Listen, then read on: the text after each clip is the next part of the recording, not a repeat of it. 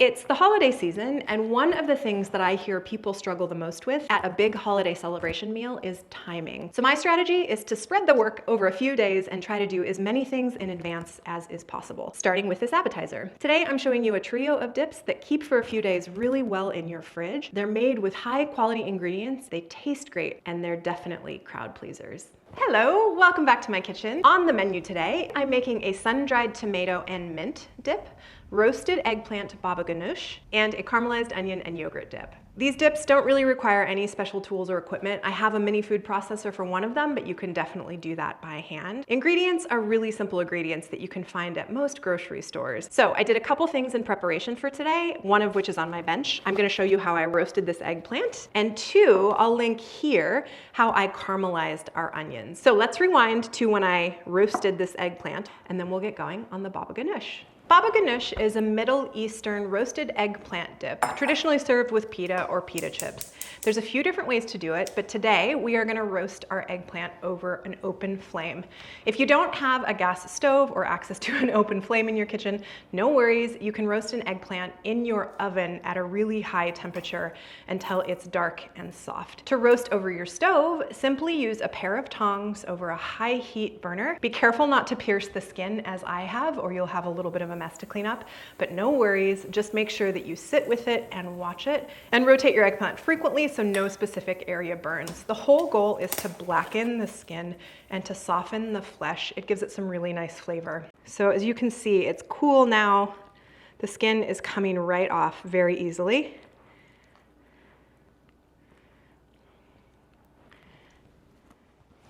Okay, so I just made sure that my eggplant was clean of its skin. I still have my discard bowl here, and I trimmed off the stem part of the eggplant. Now what I'm gonna do is simply start to scrape the eggplant.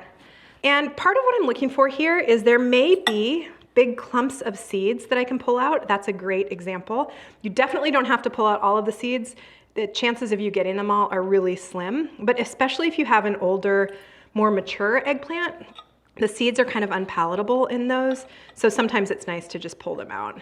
Sometimes they come out really satisfyingly, like this one. Look at that.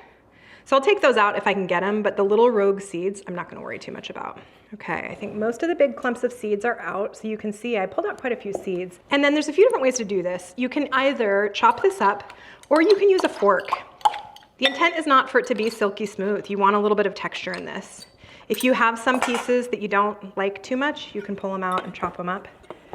Or if you weren't able to roast your eggplant to the level that you wanted to roast it, you can do this as well.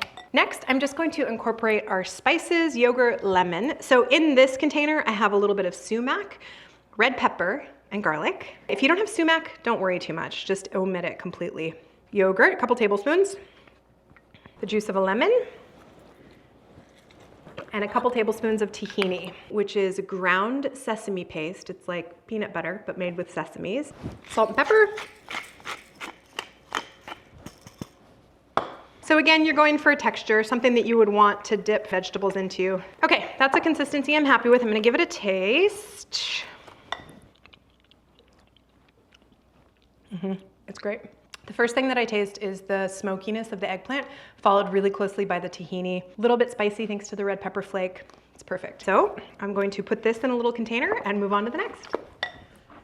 Okay, here we go. The sun-dried tomato dip. This is based on an Ina Garten recipe that I'll copy in the description box below, but I've made a couple of small changes. Her recipe is delicious as is, but I wanted to make use of some of the mint that I had still coming out of my garden, so I'm substituting in some mint. It really works very well with sun-dried tomatoes and tomato products in general.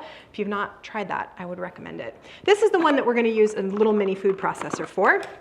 So into our food processor goes some mayonnaise and some sour cream. Again, I'll copy the recipe in the description box below. If you don't have a little food processor, don't worry too much. You can absolutely dice things and then stir it. Just gives it a nice texture and consistency when we're able to blitz it up a little bit. Then about a half a block of cream cheese. Because I'm making a trio of dips, I'm not making a ton of each one. I find that having a small amount of a couple different dips is the way that I like to go. So in our food processor, cream cheese, mayo, sour cream. I'm gonna add, this is a whole bunch of sun-dried tomatoes. I only need like a quarter of a cup or maybe a little more, so I'm probably just not gonna add all of those.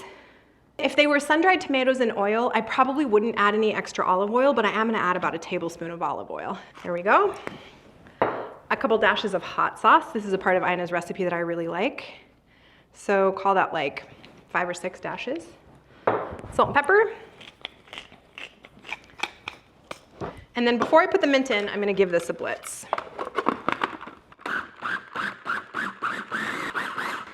Perfect, coming together nicely.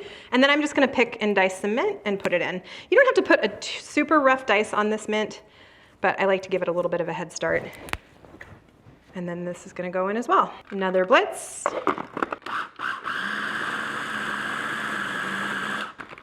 And now we taste.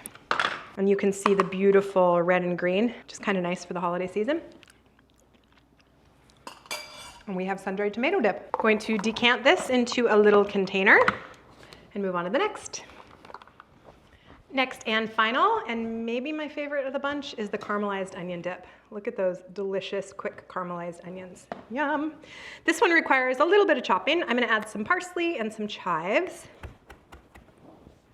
Okay, parsley and chives, a couple tablespoons, right into the bowl. Next, we've got yogurt and sour cream going in. So I'm gonna do some of these caramelized onions. This is probably like a solid 2 cups or so. I don't think I'm gonna use them all. Garlic powder,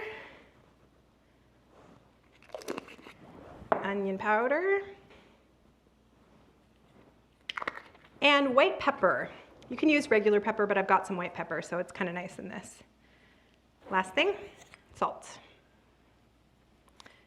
Now, depending on how caramely the onions are, I might add just a scotch of some sort of an acid, like maybe a little bit of vinegar, but I want to taste it first.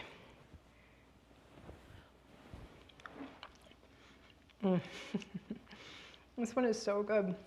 A little bit more salt. And I am going to add a little splash of an acid. First vinegar I put my hands on was white wine vinegar.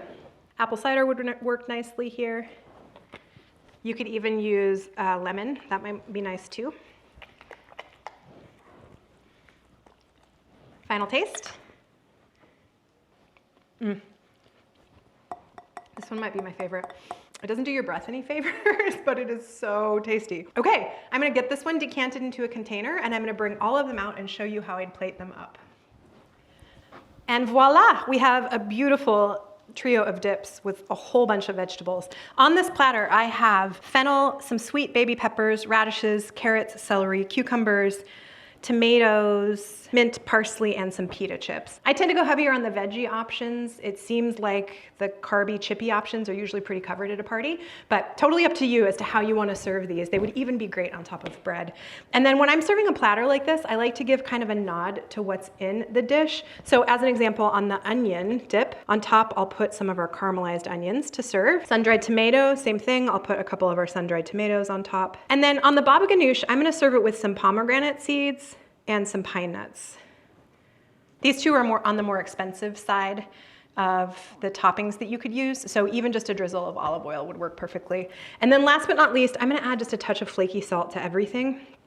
And there you have it. Sun-dried tomato, caramelized onion, roasted eggplant. So these guys will keep in your fridge for a couple of days at least, and they will even get better overnight in the fridge. I find that dips like this, with a little time chilling in the fridge, they just kind of come together nicely and really come all into their own. You'll have to let me know if you agree with me in the comments down below. Thank you so much for spending your time with me today. I hope these make-ahead dips are helpful for you. If you liked this video and want to see more, please give it a like and subscribe to my channel, and I look forward to seeing you here next time. Cheers!